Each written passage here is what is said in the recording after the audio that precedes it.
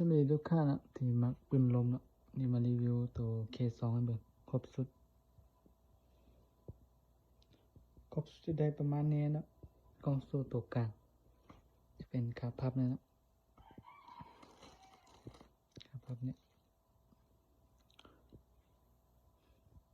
ก็ตัวนี้ใส่ถังคาร์บอนนะกล้องดิสโคนี่กล้อง BSA ก็มีนะแล้วก็ถังอันลูกก็มีกันแต่ว่าราคาจะต่างกันนะถ้าใส่ถังอันลูกกับถังคาร์บอนแล้วก็กล้อง BSA กล้องดิสโคนี่นะตัวนี้นี่จะเป็นวาล์วปั๊บนอกนะตัวปั๊บในก็มีกันปั๊บนอกปั๊บในมีหมด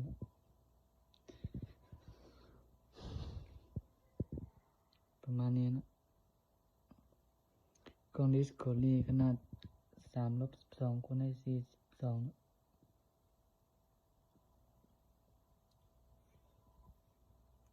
เก็บเสียงเป็นของคอนโดเนาะ FX คอนโดแล้วก็ตัวรับราวนี่เป็นของอีกเรื่องก่อนราวจะเป็นราวที่เคเนาะราวที่เคฮ่องกงแล้วก็ลูก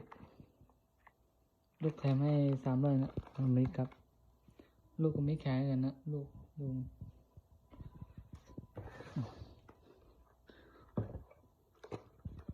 ก็ไม่ขายเป็นกับเป็นโลกันโลนกับไงจะมีเป็นโลอยู่นะ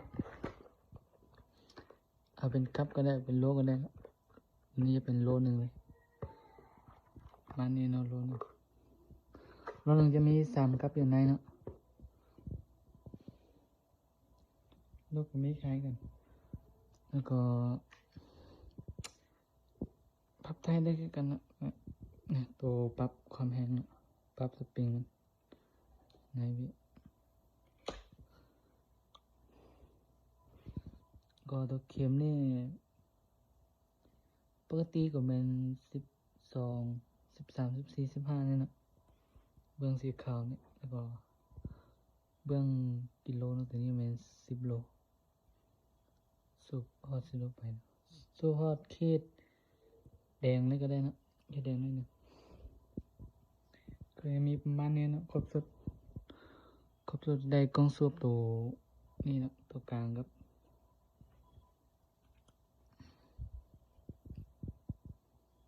ลูกค้าคนใดที่สนใจรุ่นใดติดต่อมาได้นะเดี๋ยวนี้ยังมีอยู่ประมาณ4 รุ่นนี่แหละคอนโดอินโดกับปาติโกแล้วก็เคสองแล้วก็ท็อปเอนะกับ MC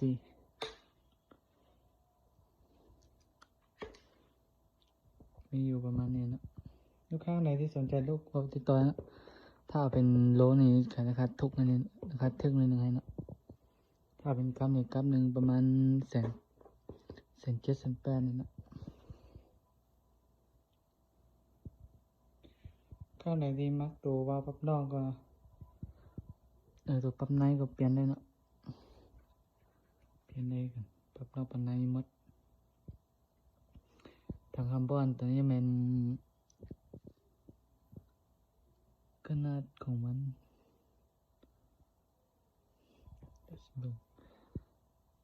ขนาด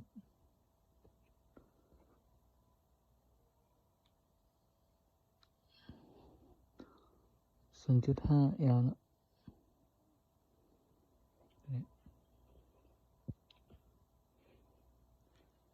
เครื่องแรกครบสุดตามนี้นะครบสุดแค่2